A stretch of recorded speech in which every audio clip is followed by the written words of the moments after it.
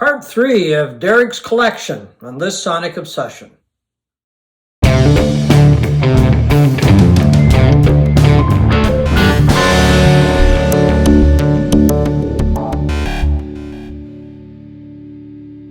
Hello folks, I'm John Whidden. Right over there beside me is Steve McLeod. Steve recently came into possession of an enormous variety of albums, vinyl and CD, from a former colleague. We've talked about it in a couple of episodes on our channel. Today we're going to wrap it up, and I'm looking at some of the vinyl right now, and wow, what an eclectic collection. I got Peter Tosh, Rick James, Savoy Brown, the Strawbs, I don't know, some funk. Grace Jones. Grace Jones. Anyway, I'm going to pass it over to you just for a quick explanation as to what happened and how you came to get all of these. Yeah, this is part 3 of Derrick's collection. The first one did really well. The second one didn't do as well, nowhere near as well. So I'm wondering if people are going to be interested in the last one, but we'll see. Yeah, Derrick Toth. Well, it's such a variety. Yeah. That's what amazes me about it. So hopefully people will be interested. But anyway, sorry. Yeah, Derrick Toth was a friend and work colleague for 27 years, and he died suddenly last fall. And I got contacted by the executor of his will one day, and lo and behold, he had named me in his will and left his entire music collection to me. That's probably 400 or 500 albums, several hundred CDs, box sets, all of that. I'm concentrating mostly on the vinyl, which most of it was in just incredible shape, because I knew him for 27, well, more than that, because we retired at the same time and stayed in touch to a certain degree, and over 30 years, I guess. And in that time, I never knew he owned a turntable, and it turns out he didn't own a turntable. So a lot of these things were in pretty good shape for stuff. I've seen a lot of the albums, and it's like some of them were never played, or if they were played, it was like once, or utmost care taken every time they were played. Yeah. He was an editor at the Canadian Press News Agency. He was one of the best editors in the entire news service. He was known for just making stories better than they originally were given to him, and but he loved and adored music. And one of the things he did when he was in university, he was a DJ in nightclubs for a while. So his collection of R&B, funk, and soul was quite extensive, in dance music. So we're going to concentrate on some of that today, just a small portion of it. And one of the things that's interesting about some of these records is, the soul and funk records is, some of them are circled on the back because obviously they were DJ copies of his stuff. Oh, right, yeah. So he would have a hit written next to it, or circle, or fast, and all this stuff. Anyway, I'm just going to start with some of his soul collection. First one up is Street Songs by Rick James, which of course had the hit song Super Freak on it, which I'm sure brought everybody to the dance floor. Love the boots. So that's one. I don't know this band, Brick. Do you know, John? I've heard the name, but I'm not familiar with their music or anything. Yeah. And another one, Unlimited Touch. I've heard the name before. And this is got, I'm not even going to show it. You can't. But see, John, it's got hit, circle, hit. Oh, I see. Yeah. Pointing to searching the one, and Private Party.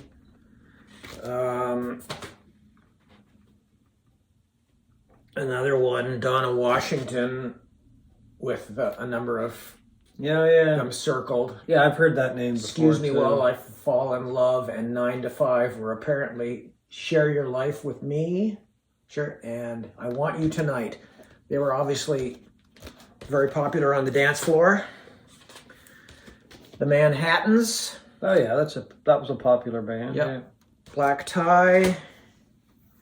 Here's another one. Bootsy Collins. Oh, Bootsy, yeah. From Funkadelic, Parliament, the great bass player. Yep. Grandmaster Flash. Aren't they credited with inventing rap? Well, yeah, I believe so. The Message. One of the early rap acts, I guess. Yeah, artists. Yeah. This is the only Aretha album he had in his collection. What's it called? Love All the Hurt Away. No, I'm not familiar with that Neither album. am I. When did this come out? This came out in 1981. Oh, okay. One of her later ones. There's a soul compilation here on Atlantic Records. Laverne Baker. Sam and Dave, Percy Sledge, Joe Tex, Aretha, Booker T. The Drifters, King Floyd, Solomon Burke. Oh yeah, some really good artists on that one. Yep. The Spinners, another one.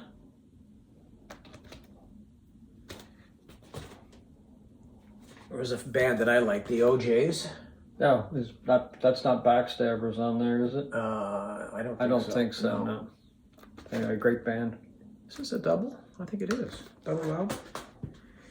He really liked Grace Jones. He has a number of Grace Jones albums, which someone I never really could get into. No, me either. A little too disco-y, but yeah. Island Records, produced by Chris Blackwell. What's it called? Warm Leatherette. That's probably what she was wearing. And this is a famous cover. Night Clubbing, Grace Jones. Another one produced by Chris Blackwell. Sly Dunbar, Barry White Reynolds, Robbie Shakespeare bass. Oh, okay. So Sly and Robbie. Yeah, very funky. Yeah. The Gap Band, another very popular band at the time. Well, Chris Blackwell is the founder and owner of Island Records. Yeah. May still be. I'm not quite sure what his association is. Another Gap Band. Or even if is the label still around? I think it is. I'm not sure. I'm not sure either. You like the Pointer Sisters? There's a few albums of theirs, and he has a lot of these acts on CD as well. I'm just gonna start skipping through these. Tina Marie. This is someone I've always wanted to hear. Seriously? Yeah, she was a white girl on Motown Records. Yeah, I remember hearing about her or hearing stuff on the radio. But I don't think I've ever heard a song by hers. No. Jean Knight. Oh, Mr. Big Stuff. Mr. Big Stuff. That's a great song. Yeah, it is. There's some Isaac Hayes here, and anyway, you get the idea. Yeah, a lot of soul. Yep. R&B. Oh, this is one I wanted to show. A few CDs. He had quite a few Funkadelic albums on CD. Cosmic Slop. The Electric Spanking of War Babies. That's one I'm not familiar with. I haven't heard that either. And I think this was their debut, Funkadelic, 1970. And Hardcore Jolly.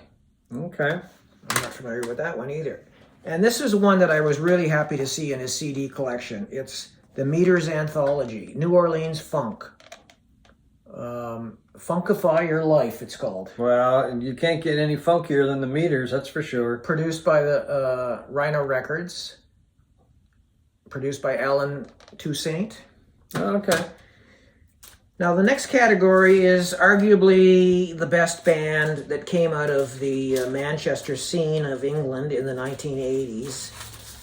And he had a few albums by these guys. I mean, you could debate who that band would be, but in his mind, I think obviously it was New Order. And this was their, I think, is it 83 this album came out? They were the band that, I don't even have a date on it.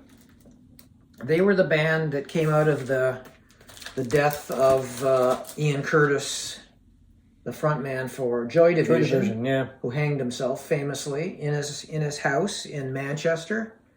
And the remaining members of the band formed New Order.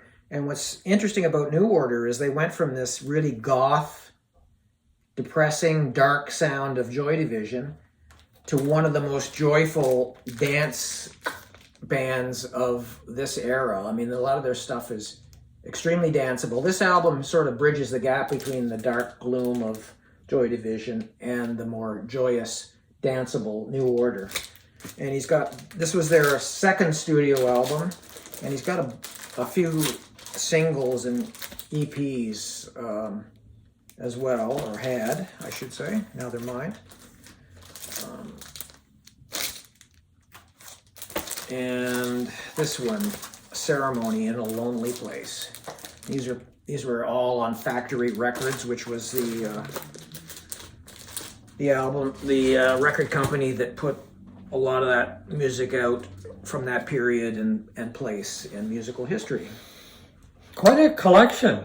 Yeah. As I've said before, an eclectic collection. I mean, so you've got some Strawbs there too? I mean, there's a whole pile of Strawbs albums. He liked the Strawbs. I mean, he was into prog, although I'm like you, John. I don't consider the Strawbs prog.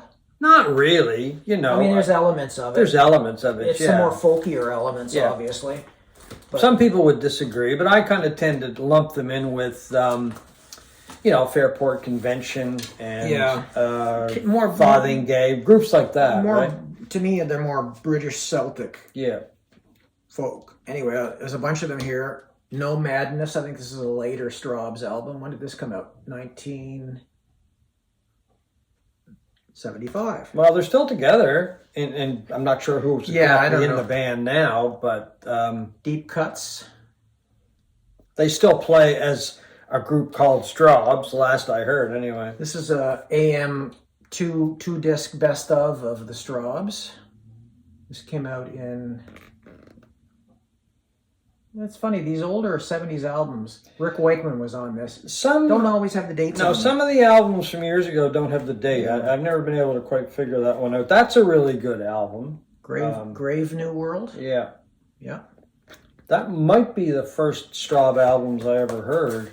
And this is a good album. From the Witchwood is another one. Rick Wakeman's on this one, I know. This is the one he was on just before he left and joined Yes, I believe. This is one a lot of people know, Bursting at the Seams. Yeah, Part of the Union was I wouldn't say it was a big hit, but it was a good hit, I guess. It was very popular. Here's another one, Hero and Heroine, that got a lot of attention at the time. That usually tops the list when people say, what's the best Strawbs album? That's the one I see at the top. Number one, number two. Ghosts is the final one he had.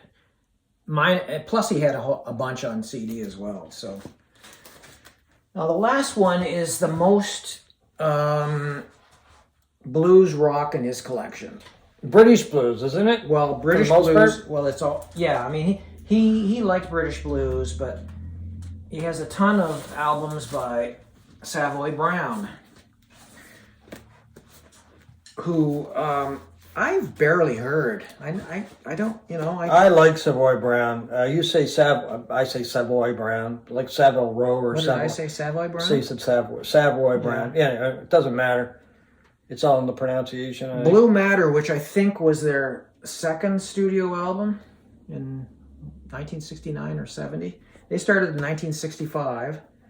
And they were going right up until Kim Simmons died in 2022 or something. The band changed immensely in sound. Kim Simmons was the guy. He was the main guy. He was in every incarnation because it basically became the Kim Simmons band as far as that goes. There were a lot of people went through that band. Chris Yulden was a great singer with the band for a while.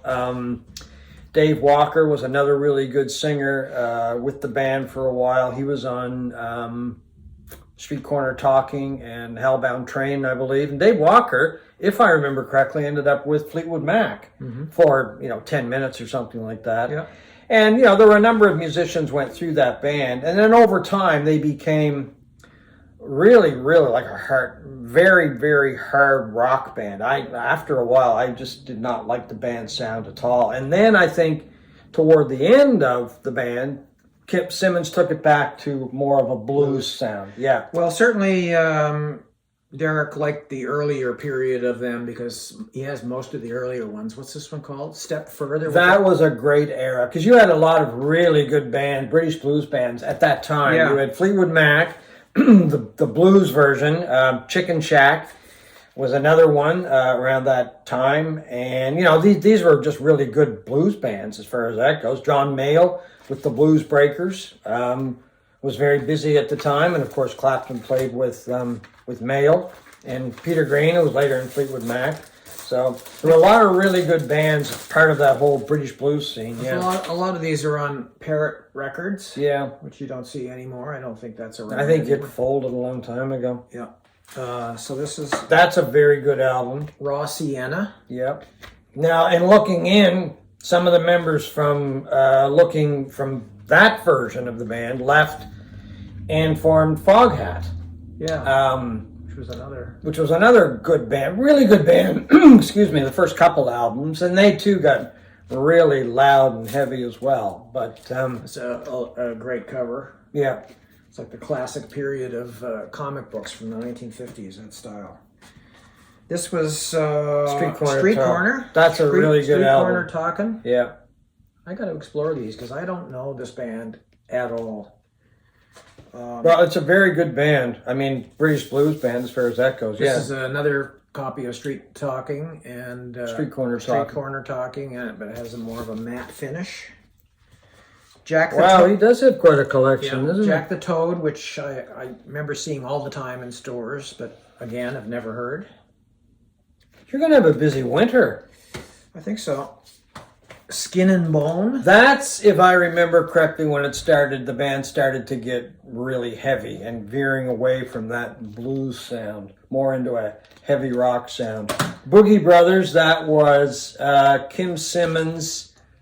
I'm trying to think of who else was in that band off the top of my head. I don't see any names here. There was a singer, what's his name? There's Miller Anderson. Miller Anderson. He had played with, I think, the Keith Hartley band. There was another guy in that band too that was quite prominent with British blues. Can I see it for a second? Sure. I'll just have a look at this as you're digging them out. Yeah, it was the Boogie Brothers. There was three of them: Kim Simmons, Miller Anderson, and Stan Webb, who was more or less the leader of Chicken Shack, and he was a tremendous guitar player, and he led Chicken Shack for many, many years. And in Chicken Shack at one point was Christine Perfect. That's right, Christine McVie. Christine McVie. This one is the last one he has. Savoy Brown featuring Kim Simmons, Wire Fire. Yeah, that's when it was that was really This loud. is Kim Simmons, Paul Raymond, Andy Ray, Tommy Farnell, and Dave Bidwell. Paul Raymond had played in one of the earlier incarnations of the band as well, and I think so did Dave Bidwell, or he was involved in the British blues sound anyway. He also had, Derrick had quite a large collection of reggae music. I'll just run through those. This is an obvious one, Legalize It, Peter Tosh. This is a great album, Exodus by Bob Marley and the Wailers. Looks like it's never been played. Uprising by Bob Marley and the Wailers. Well, there's a form of music that I never really I've grown to really like it. Not at first, but KO is another one. I love Bob Marley. I just think he is. I like Bob Marley, and I like Jimmy Cliff and some of the other artists, but I don't think, other than a couple of Marley CDs, that's it. That's all I own when it comes to reggae. Speaking of Jimmy Cliff, The Power and the Glory. And another Marcus Garvey by Burning Spear. And he also had a number of compilations, which I've never seen anywhere, called Reggae Greats. And he's got more than, I've got 3 here, and he's got more than that here. This is Jacob Miller and the Inner Circle. It's just a compilation of their best stuff. Came out in the early 80s, these. Sly and Robbie. Boy, that's hard. Tremendous rhythm section. Yeah, that's hard to see that. And Third World. And I think he's got a couple more in that collection somewhere, but I'm interested in hearing these. Yeah, this one came out in 1984 on Island Records. And that, folks, is our look at Derrick's music. Well, still tons more. The interesting thing about Derrick's collection, and we talked about this before, are the omissions. Yeah. There's very little jazz. He's got some jazz, but not a lot. Not a lot. No. He's got a little bit of blues. A little bit. Not a lot of. There was no Grateful Dead. No. I never heard him talk about the Grateful Dead. And even Bowie, there wasn't a lot of Bowie, was there? Or was it on CD? He's got Heroes in there, and Let's Dance, and that's it. We were trying to think of other groups that The Stones? There was only a couple Stones, wasn't there? He's got, what has he got in there? I'm trying to think. What does he have? He's got a couple of Stones albums. He's got very few Dylan albums. Yeah, Dylan was another artist that He's got more Dylan on CD than he had on vinyl. I'm just trying to think. What else? So those were kind of omissions. No country, was there? A little bit. Was there? Not much. Okay. There might be I think there's one of the Johnny Cash American recording albums that he did with Rick Rubin. Yeah. Anyway, it's just kind of interesting that, with this tremendous assortment of music, that there were artists not even included, not like one CD or one album. And I'm thinking specifically the one that popped into my head, but maybe because I was listening to it at the time, was the Grateful Dead.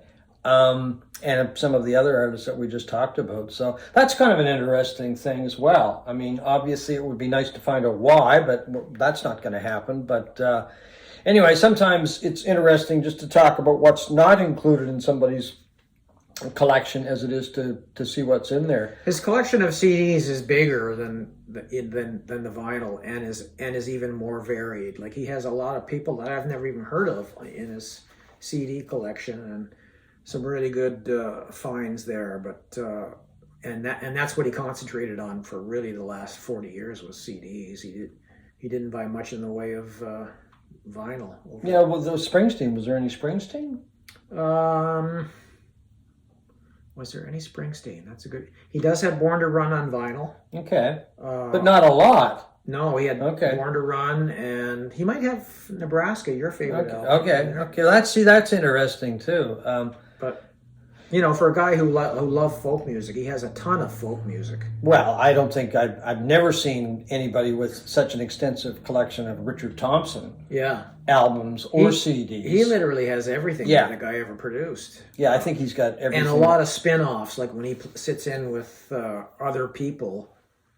There's quite a few CDs that he has of that too, and he loved Richard Thompson. I mean, he's got 3 box sets of Richard Thompson. Yeah. Anyway, folks, I know myself, looking at some of this material, I'm very impressed with the collection. As I said before, I'd met Derrick a couple of times. Didn't know he was such a big music fan.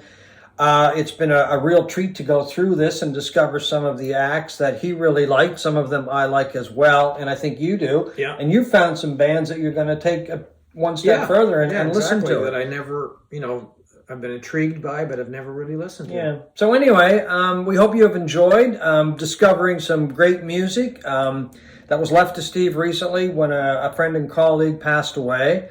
Speaking of passing away, we do want to say, send along our condolences, because Mick Ralphs died a few days ago, and I don't think a lot of people are going to know the name. No. I think a lot of people would know the bands that he was associated with. Mott the Hoople, first of all, but Bad Company is the group that really made him famous. I always thought Mick Ralphs was just a tremendous guitar player. I loved his guitar playing, especially in Mott the Hoople. I just thought he was tremendous. He gave those. They're one of my favorite bands of the 70s, and his guitar playing just elevated it. Yeah, I do. I agree with that as well. But with Bad Company, when he and Paul Rodgers got together along with Simon Kirke and Boz Burrell, one of my favorite bands from back then. I just thought they were just a really good band. First couple albums, I think, are classics. After that, I kind of lost a little bit of interest. But anyway, just a fine guitar player. And Steve's right. I think his work with Mott the Hoople was probably his best work and most interesting, I guess it would be. Yeah. But as far as a really good band, when he joined forces with Rodgers, a tremendous band. He died at 81. He'd been sick for about the last decade or so. Yeah. Health declining and all that. I think we can all relate to that to a certain degree. And I just loved his. I thought he was one of the coolest guitar. He just looked like he looked like one of those. He played the part. He always played. Well, I always saw him playing a Les Paul, and it was like the Les Paul was made for Mick Ralphs, one of these guys. And the other thing about Mick Ralphs, he had such a great rock and roll name too. Yes. Mick Ralphs. I mean, anyway, just a name made for somebody to be in be a a rock rock and roll star, band. But anyway, some sad to see him go. But as Steve said, he was ill for quite a while. I think he was in a home. Had been in a home for a while. But anyway, unfortunately, it seems every time we do a show, we're talking about one or two people that we've always admired passing away. Yep. But, that's what happens when you get up there. So anyway, folks, thank you for watching this Sonic Obsession.